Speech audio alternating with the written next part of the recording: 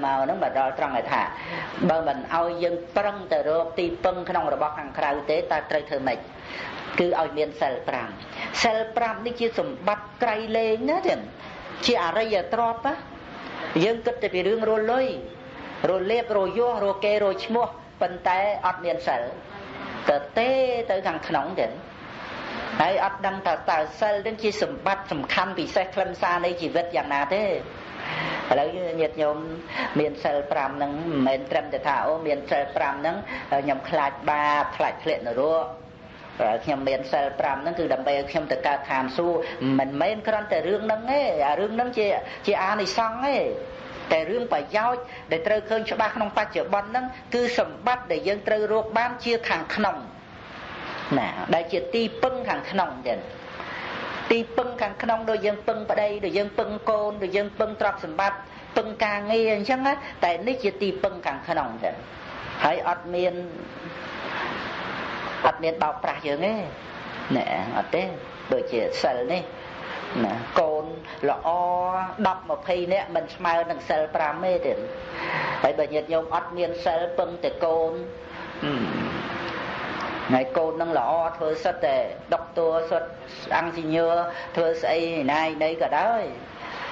ប៉ុន្តែអត់តិចថាត្រូវគ្រោះថ្នាក់ឡានងាប់ទៅតិចទាំងអត់គិតម៉ែគិតឪអកតញ្ញូអីចឹងទៅវាចិត្តតែមានបញ្ហាតែបើជាមួយសិល5កូន5នាក់ហ្នឹងអត់កំភ្លេចញាតិញោមទេណាថែរក្សាចិត្តចិញ្ចឹមទឹកចិត្តហើយញាតិញោមនឹងឯងមានចិត្តប្រព្រឹត្តទៅដោយភាពខ្សែមខ្សានទៅបានតាមរយៈនៃសិលហ្នឹងតែមិនមែនមានត្រឹមតែសិលទេមានការអប់រំទូមានចិត្តថែមពីលើសិល5ហ្នឹងទៅទៀតណាអាហ្នឹងត្រូវកាត់បន្ថយណាព្រោះហ្នឹង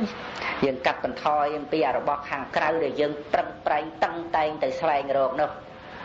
ហើយរួចទៅមានឧបោសថសិលទៀតញាតិញោមរក្សាឧបោសថសិលជាចំណែកមួយក្នុងការលះកាមគុណជារបស់ខាងក្រៅហ្នឹងចឹងខែ4 ដងអីចឹងទៅឧបោសថសិលណាដល់ចឹងទៅវាបន្ថែមទីពឹងជាខាងក្នុងនេះតែហ្នឹងហើយទៀតដែលយើងត្រូវយល់បកគោលការណ៍ពុទ្ធសាសនាគឺដើម្បីកាត់បន្ថយ